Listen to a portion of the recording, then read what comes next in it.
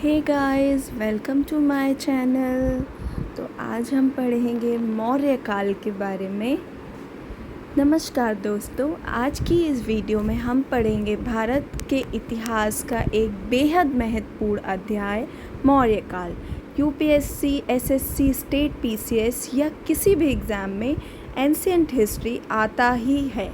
Maurya empire सवालों से जुड़े आप देखते रहिए। इस वीडियो में हम सीखेंगे मौर्य साम्राज्य कैसे बना, चंद्रगुप्त, बिंदुसार और अशोक की नीतियाँ, प्रशासन, अर्थव्यवस्था, सेना, कला, स्थापत्य। चलिए शुरू करते हैं। मौर्य साम्राज्य भारत का पहला बड़ा साम्राज्य।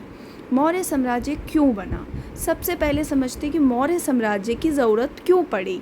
महाजनपद काल खत्म होने के बाद मगध सबसे शक्तिशाली बन गया था। नंद वंश के समय मगध बहुत मजबूत था, लेकिन लोग नंद को कठोर कर टैक्स और कठोर शासन से परेशान थे। इसी समय एक युवा, बुद्धिमान और महत्वाकांक्षी लड़का आता है, चंद्रगुप्त मौर्य, और उसका मार्गदर्शक आचार्य चाणक्य करते हैं। चाणक्य ने एक सपना देखा, भारत को राजनीतिक रूप से। सेकंड है चंद्रगुप्त मौर्य, 322 से 298 BCE तक। कहानी की शुरुआत। चाणक्य नंदों के अत्याचार से नाराज होकर चंद्रगुप्त को तैयार करते हैं। दूसरा है सेल्यूकस निकेटर से संघर्ष। अलेक्जेंडर की मृत्यु के बाद सेल्यूकस भारत आता है और उनके बीच में युद्ध होता है जिसमें वो हार जाता है। एक समझौता होता है कि चंद्रगुप्त को अफगानिस्तान का कुछ हिस्सा मिलेगा और सेल्यूकस को 500 हाथी। चंद्रगुप्त की उपलब्धियां: विशाल साम्राज्य की स्थापना, मजबूत सेना, चाणक्य के अर्थशास्त्र के अनुसार प्रशासन, एकीकृत शासन प्रणाली की शुरुआत। यही वह नींव है जिस पर आगे चलकर अशोक जैसा महान शासक बना।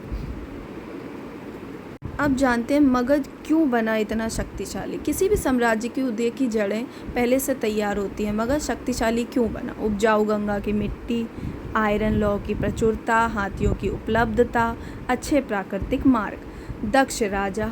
नंद वंश ने इस शक्ति को और बढ़ाया, लेकिन उनका कर तंत्र बहुत कठोर था। जनता परेशान थी और यहीं से कहानी मोड़ लेती है। चाणक्य चंद्रगुप्त की लेजेंडरी कहानी मोर डेप्थ। कहते हैं एक बार नंद राजा ने चाणक्य का अपमान किया। यहीं से चाणक्य ने अपने मन में ठान लिया, मगध को एक सच्चा नेता चाहिए और मैं उसे तैयार करूंगा। उन्होंने चंद्रगुप्त को युद्ध कला, राजनीति, गुप्तचर विद्या, कूटनीति सब सिखाया। उनकी महत्वाकांक्षा सिर्फ सिंहासन बदलना नहीं थी, पूरा भारतीय उपमहाद्वीप एक करना था। तक्षशिला में प्रशिक्षण। चंद्रगुप्त ने तक्षशिला में शिक्षा प्राप्त की, जो उस समय का सबसे बड़ा शिक्षा केंद्र था। इससे पता चलता है कि मौर्य सिर्फ युद्ध नहीं, ज्ञान आधारित शासन चाहते थे। चंद्रगुप्त मौर्य की जीतों का विस्तार। उन्हें सत्ता मिलते ही 3 बड़े काम किए। पहला, प्रशासनिक सुधार, चाणक्य की अर्थशास्त्र के आधार पर। दूसरा, कर व्यवस्था। तीसरी, गुप्तचर विभाग। नगरों की योजना बहुत व्यवस्थित की गई। सेकंड, यूनानियों को हराना। सेल्यूकस निकेटर ने आक्रमण किया, लेकिन चंद्रगुप्त ने उसे परास्त किया। समझौता हुआ, सेल्यूकस को 500 हाथी और चंद्रगुप्त को अफगानिस्तान पे कब्जा। आंतरिक एकीकरण। भारतीय राजाओं को एकजुट कर एक प्रशासनिक ढांचा तैयार किया गया। यह भारत के पहले राजनीतिक एकीकरण की शुरुआत थी। बिंदुसार के बारे में जानेंगे। 298 से 273 BC। बिंदुसार चंद्रगुप्त के पुत्र थे। उनकी सबसे बड़ी उपलब्धि थी दक्षिण भारत का साम्राज्य विस्तार कर कर्नाटक तक पहुंचे। उनका उपनाम था अमित्रघात, यानी दुश्मनों का विनाश करने वाला। उनके समय मगध बहुत स्थिर और कठोर था। यूनानी राजदूत डायमेकस उनके दरबार में थे। अशोक सिर्फ राजा नहीं, विचारधारा थे। अशोक की कहानी भारत की सबसे भावनात्मक कहानी है। अशोक का युवा अवस्था, युद्ध कला में माहिर लेकिन गुस्सैल और महत्वाकांक्षी। कलिंग युद्ध ने उन्हें बदल दिया। कलिंग युद्ध। कल्पना कीजिए, युद्ध भूमि में पड़े शव, रोते हुए परिवार, जलती हुई बस्तियां। अशोक ने जब यह देखा तो उनके दिल में एक प्रश्न उठा, क्या मैं जीत रहा हूँ या अपनी मानवता हार चुका हूँ? यही वह घटना थी जिसने इतिहास की दिशा बदल दी। अशोक की धर्म नीति। धम्म, नैतिकता, आचार, मानवीय मूल्य। धम्म का उद्देश्य था समाज में हिंसा कम करना, धार्मिक सहिष्णुता, जीवन में सरलता, नैतिक शासन, जनता की भलाई। यह राजनीतिक फिलॉसफी नहीं थी, यह मानवीय फिलॉसफी थी। अशोक के ऑफिसर धर्म का प्रचार करने के लिए धम्म महामाद नियुक्त किए गए। आज के सोशल वेलफेयर ऑफिसर जैसे विदेशों में बौद्ध धर्म का प्रसार, श्रीलंका, महेंद्र और संघमित्रा, म्यांमार, नेपाल, अफगानिस्तान, पश्चिम एशिया। अशोक ने भारत की संस्कृति का वैश्विक प्रसार किया। मौर्य प्रशासन, यह यूपीएससी के लिए बहुत महत्वपूर्ण है। राजा जो था उसके पास पूर्ण सत्ता और न्याय का अंतिम स्रोत था। मंत्री परिषद, आज की कैबिनेट जैसे कार्य हर विभाग के मंत्री थे उस समय। अधिकारी जिनको अमात्य बोलते थे, नगर अधिकारी हुआ करता था, व्यापार अधिकारी, खनन अधिकारी, सिंचाई अधिकारी, गुप्तचर अधिकारी, सारे अधिकारी मौजूद हुआ करते थे। गुप्तचर विभाग, अर्थशास्त्र के अनुसार 3 प्रकार: संचार, भेष बदलकर जानकारी और रहस्यमय एजेंट। मौर्य गुप्तचर आज के इंटेलिजेंस ब्यूरो से कम नहीं थे। अर्थव्यवस्था कृषि आधारित थी। राज्य नियंत्रित व्यापार था। वन, खदान, पशुपालन पर नियंत्रण, मजदूरी तय, सड़कों और यातायात की व्यवस्था थी। कला एवं संस्कृति के बारे में अभी हम जानेंगे। अशोक स्तंभ, चमकदार पत्थर, सिंह शीर्ष, राष्ट्रीय प्रतीक, सारनाथ, लौरिया, नंदगढ़, सांची। होप आपको वीडियो अच्छी लग रही होगी। प्लीज़ लाइक करना मत भूलिएगा। अब हम गुफाएं, बाराबर गुफाएं, अत्यंत चिकने दीवार, आध्यात्मिक उपयोग। स्थापत्य, नगरों की योजना, सड़कें, सुरक्षा, दीवारें। यह दर्शाता है कि मौर्य साम्राज्य केवल शक्तिशाली नहीं बल्कि कलात्मक और वैज्ञानिक दृष्टि वाला भी था। पतन का कारण जानेंगे। क्या कारण था? अशोक के बाद स्थिति बदलने लगी। कारण था बड़े साम्राज्य का नियंत्रण मुश्किल, आर्थिक बोझ, सैनिक खर्च ज़्यादा, कमज़ोर उत्तराधिकारी, प्रांतीय विद्रोह, अंत में पुष्यमित्र शुंग द्वारा बृहद्रथ की हत्या।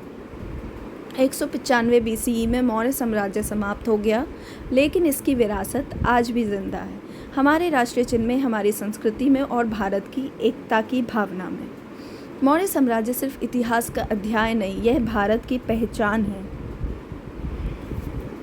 मौर्य काल से जुड़े महत्वपूर्ण MCQs। मौर्य साम्राज्य के संस्थापक कौन था?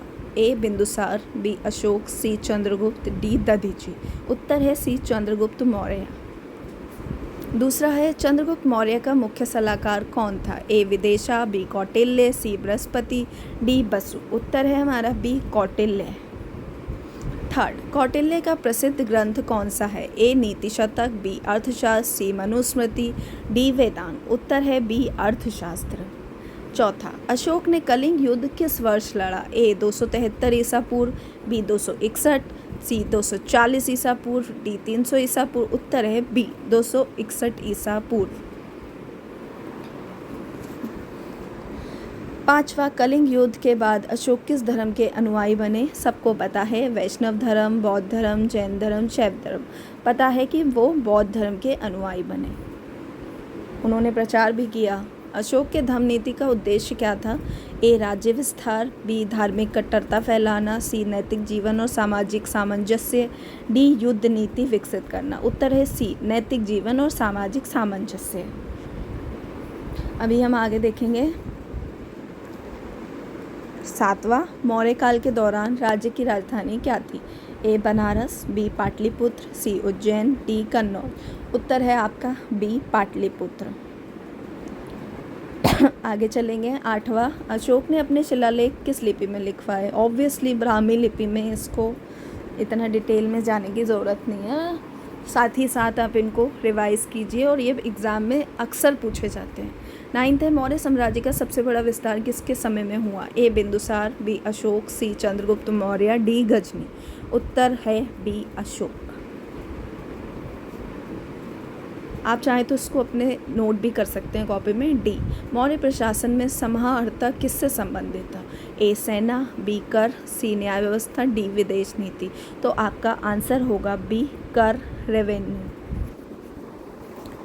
होप तो दोस्तों ये था आज का पूरा वीडियो, मौर्य काल का एक आसान समझने लायक एग्जाम ओरिएंटेड एक्सप्लेनेशन। अगर आपको ये वीडियो हेल्पफुल लगा हो तो कृपया लाइक ज़रूर कर देना, अपने दोस्तों के साथ शेयर कर देना और ऐसे ही इम्पॉर्टेंट यूपीएससी टॉपिक्स की आसान लैंग्वेज वाली वीडियोस पाने के लिए चैनल को सब्सक्राइब करना मत भूलना। आपका एक एक लाइक और कमेंट हमें मोटिवेट करता है, हम आपके लिए और भी बेहतर कंटेंट लाते रहेंगे। अगर आप चाहते हैं मैं अगला वीडियो किस टॉपिक पर बनाऊं तो नीचे कमेंट में ज़रूर बताइएगा। मिलते हैं अगली वीडियो में एक नए इंटरेस्टिंग एग्ज़ाम रेलेवेंट टॉपिक के साथ। तब तक पढ़ते रहिए, सीखते रहिए और अपने सपनों को उड़ान दीजिए। Thank you for watching guys, bye bye, see you.